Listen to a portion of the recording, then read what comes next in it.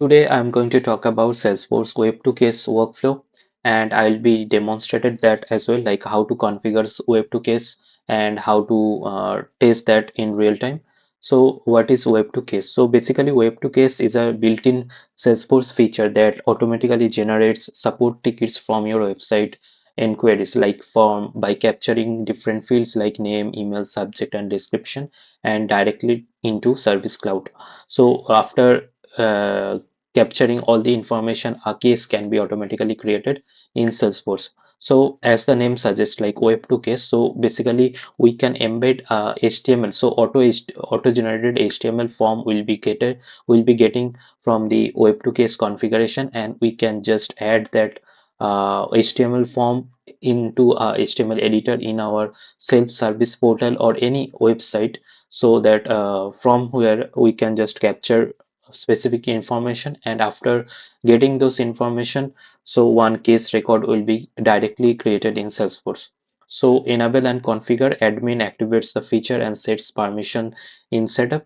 So generate HTML form, so select desired field and generate customizable HTML snippet that can be added into the website into a HTML editor. Embed and submit, add code to your site, customers fill out and submit the form. Automated login, Salesforce creates the case like origin web and triggers auto replies. And the sum of features, benefit, and constraints, like these are the key advantages of web to case. Like it, no manual data entry, like visitors become trackable cases.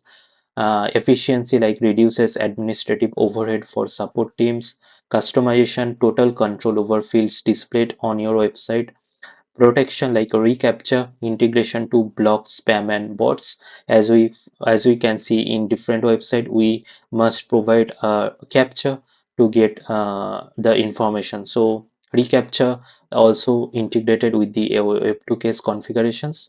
So it includes automatic confirmation replies to set customer expectations as well. We get the email notification like the case got submitted, those kind of email notification we received after the case submission. And these are the critical limitations for web to case as well, like usually kept at 5,000 cases per 24 hours. Check edition limits. So we received a default 5,000 cases per hours in our orgs. So basically we can raise a case and increase this limit as well by raising the case in Salesforce support for web to case. And attachment handling, like standard forms do not support file uploads without extra configuration. So basically we just need to provide and custom code to take file inputs from the user. So high volume needs or complex file may require API based solutions as well. So basically attaching a file require a custom code, right? So these are the some key advantages and limitations for web to case. Now I'll demonstrate the whole steps like web to case. So how to find web to case? So from the Salesforce quick find, we can just need to search for web, and then in the services we can find web to case, right? And web to case settings. So basic settings, this enable web to case needs to be enabled in here. This checkbox should be there. And we also can enable this require reCAPTCHA verification, which basically reduces spam. Require reCAPTCHA verification for customer request. When enabled, request without verification don't generate cases, right?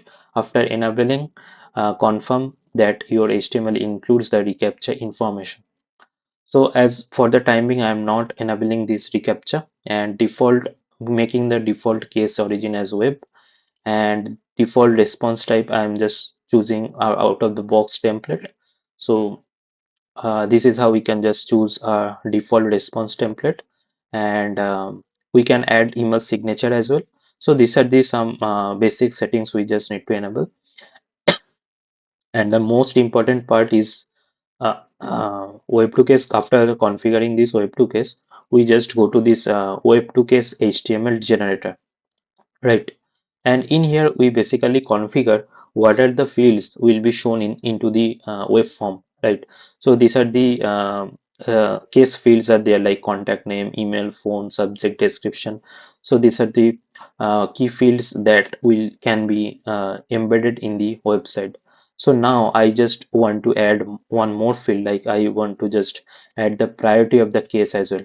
So and after we can just make the field is selected by just selecting it from the available fields and just make it to the right. So now in here, visible in the self-service portal, enter the URL the user will be returned. So after the submitting the form, in which page the user should return? We should return the same form submission page, right? So that is why we just need to provide the our self-service portal site in here in the URL. So since I am not just taking the reCAPTCHA information, I am just making it unchecked. And in here, we just need to provide the our site URL. So now let me just go to the setup again, and we just simply need to search for our site in the all sites. So, and under the digital experience, we can find our site, and this is the default customer support portal we'll be using, and this is the URL. So this URL I just need to provide in the web2 case HTML generator, right? Let me just provide the URL here, and let me just click on generate. And in here we can see this out of the box HTML is got generated automatically. We can just select all and we can just copy. Just go to this site and I'll be just go to the builder,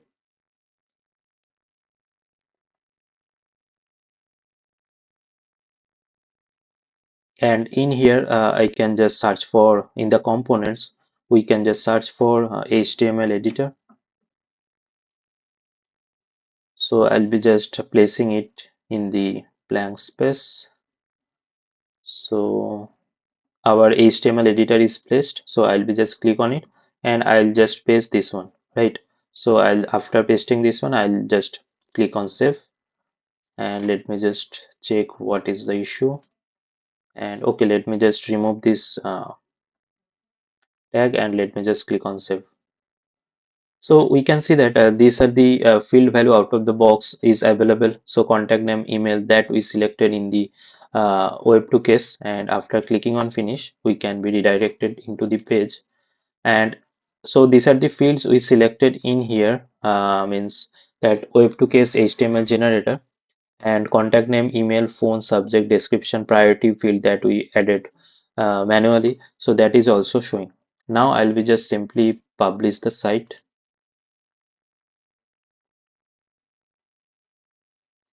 and I'll just go to the site and I'll just copy this one, copy the link, and I'll just open it in a private window. Okay, let me just open it in here.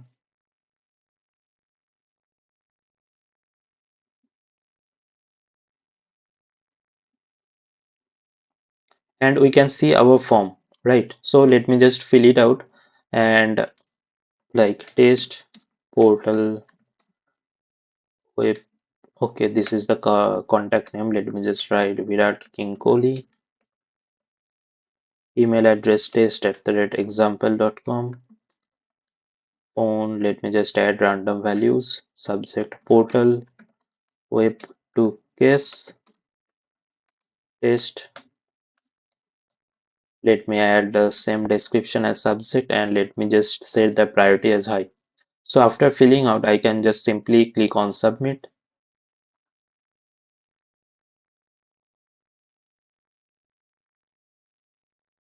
And after submitting, we can see that we can be redirected to the same page, since while configuring the web2case HTML generator, we configured the site as, means the site as the default that our domain URL, that page site URL. So the URL the user will be returned. So after filling out the form, user will be returned to this site only.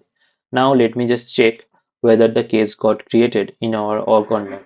So I'll just go to the open cases list view and let me just refresh, and let me just, and in here I can see that this portal web2 case test is got created. And if I just open, in here we can see that this is the web This is the email we have provided. Then this is the case number, and it's added to the high priority case queue, and the priority is set to high as well. What is the contact name? Somehow the contact name not got populated, but this is how it works. Like our case got getting created. So that's all for today's demo, and we have understood like how we can just use web to case Salesforce out of the box to make our life easy for taking the user information and embed a code snippet, simple code snippet, into our website to get the critical cases being created automatically by taking the information from the user at without writing a single line of code, right? So that's all for today's demo. I'll be uploading more tutorials on Salesforce Omni Studio and Data Cloud topics. So please stay tuned. And if you like this video, please do like, share, subscribe my YouTube channel.